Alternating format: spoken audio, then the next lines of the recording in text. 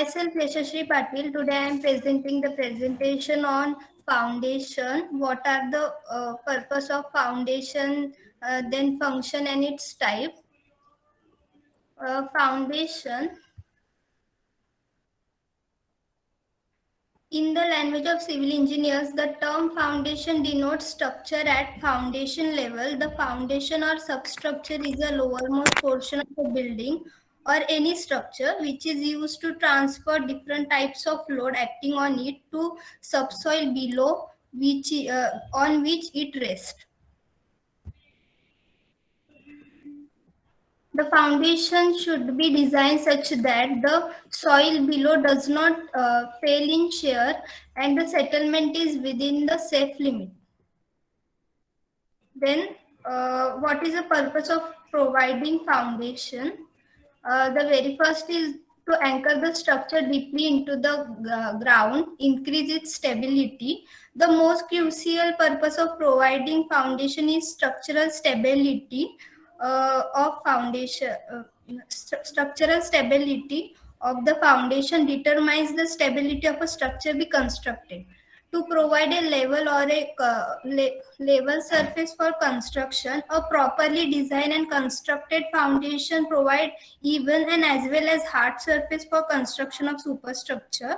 Then third one is to avoid a lateral movement of soil. A well-designed foundation prevent lateral movement of supporting material, here in which soil is a supporting material. Then fourth, to distribute the weight of a structure over a large area. The foundation serve purpose of completely distributing the load from structure to the large base. Then functions of foundation.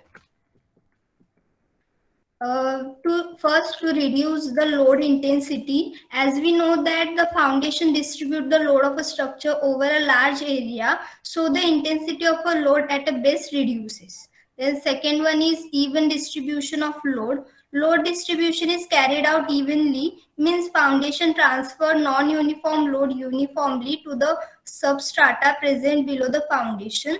For example, two columns carrying unequal load can have combined footing which transfer uniform load.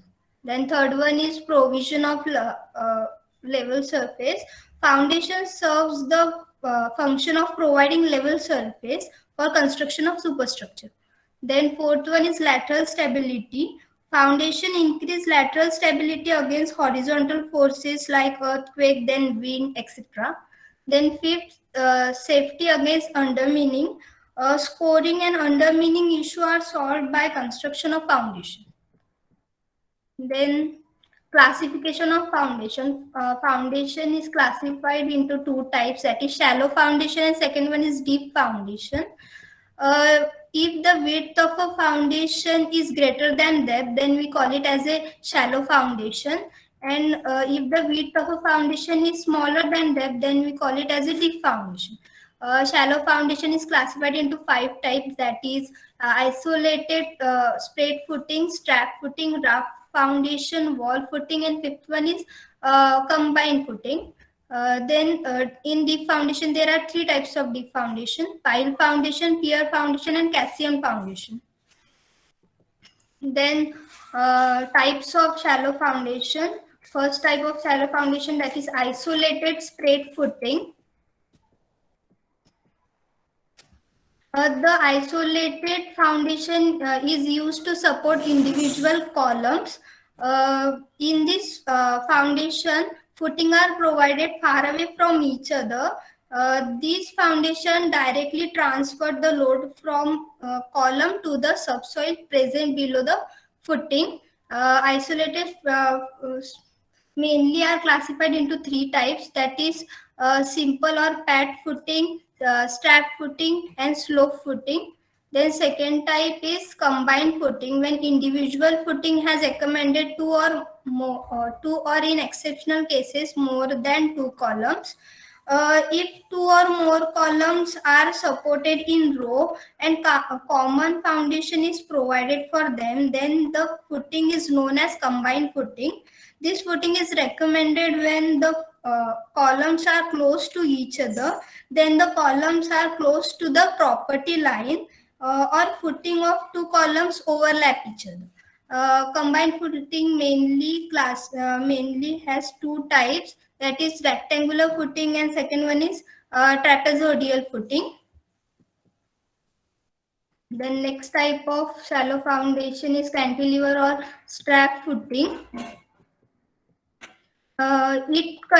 It consisting of two or more columns footing connected by a strap beam. Here we can see that the two footing is connected by this strap beam. Strap footing are similar to combined footing, and reason of providing strap footing is also similar to combined footing. Then raft or mat foundation. It is essentially a continuous slab resting on soil that extend over the entire footprint of building. Usually mat foundation is spread over the entire area of a structure it is supporting. That's why the total load of a structure is spread over the entire area of a structure. It is often used when soil is weak or a structure is constantly subjected to shock and jerks. Then strip footing.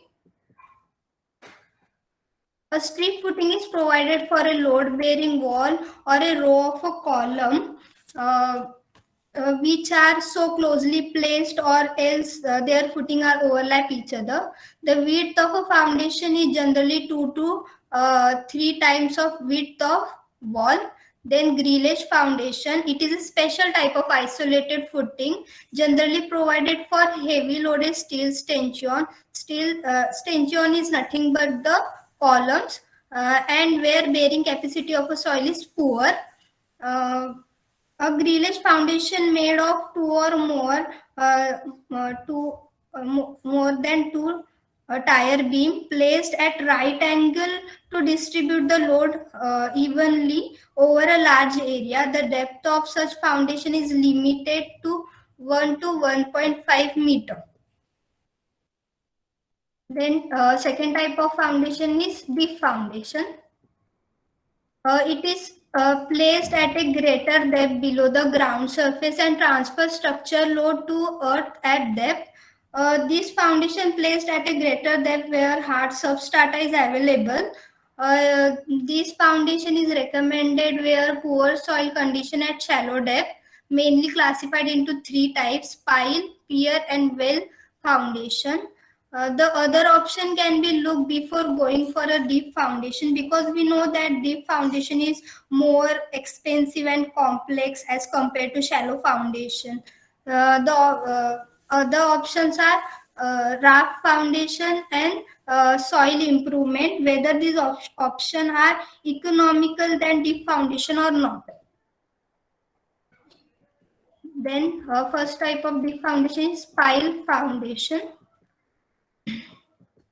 A pile foundation is defined as a series of columns constructed or inserted into the ground to transfer a load to a level of subsoil. A pile is a kind of deep foundation, is actually a cylinder or a long cylinder made up of material like concrete, steel, or timber, which is used to transfer which is used to support the structure and transfer the load at a desired depth. Mainly classified into 5 types according to material use, construction method, displacement of soil use, and load transfer. We will see these 5 types one by one. According to material, the first type is steel pile. A steel pile may be of I section or a hollow pile. They are filled with concrete and mostly used as a end-bearing piles. Because of the small cross-section of piles area, these piles are easy to driven. Then second type is concrete piles. Cement concrete is used in a construction of concrete pile. These piles are either precast or cast in situ.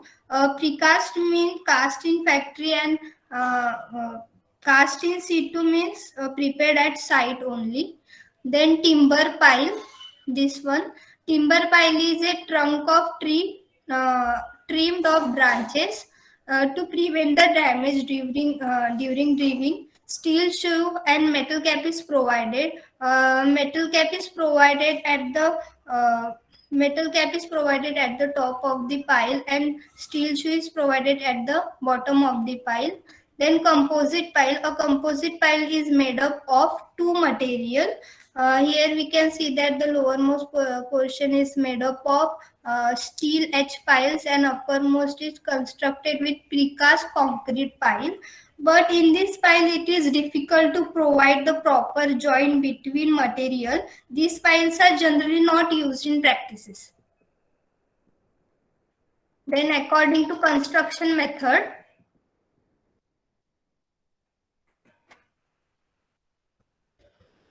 first one is driven pile. These piles are driven using a pile hammer. Driven piles are deep foundation element installing using impact or vibration hammer up to a desired depth. Then driven and cast in situ piles. These piles are formed by driving a casing into the soil, then fill it with concrete. These piles are formed by driving a casing into the soil. Then this casing is later on filled by concrete. This casing may or may not be withdrawn. Then third one is bored and cast in situ pile. These piles are formed by excavating a hole and then fill it with concrete. Screw pile. These piles are screwed into soil. And last one is jack pile. These piles are jacked into the soil uh, by applying a downward force with the help of hydraulic jack machine. Then displacement of soil. Displacement piles. All driven piles are displacement piles as soil is displaced laterally when they install. Precast concrete piles and closed end piles are highly displacement piles. Steel H piles are low displacement pile because the cross sectional area of H piles are less as compared to precast concrete piles and closed end pipe piles. Then non-displacement pile. These piles are board piles are non-displacement piles as soil is removed when the hole is bored. After removing the soil, the hole filled with concrete. Then mode of transfer of load. End bearing piles. These piles which is known as also known as point bearing piles, also known as point bearing piles, because the overall load of a structure is carried by the circular bottom of the pile. These piles are used to transfer superstructure load through low bearing capacity of a soil to the hard stratum. Then friction pile. These piles do not reach the hard stratum like end bearing piles. These piles are transferred the load through skin friction between the embedded surface of a pile and surrounding soil.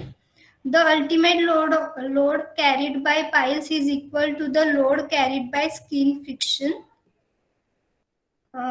And third one is combined end bearing and friction piles.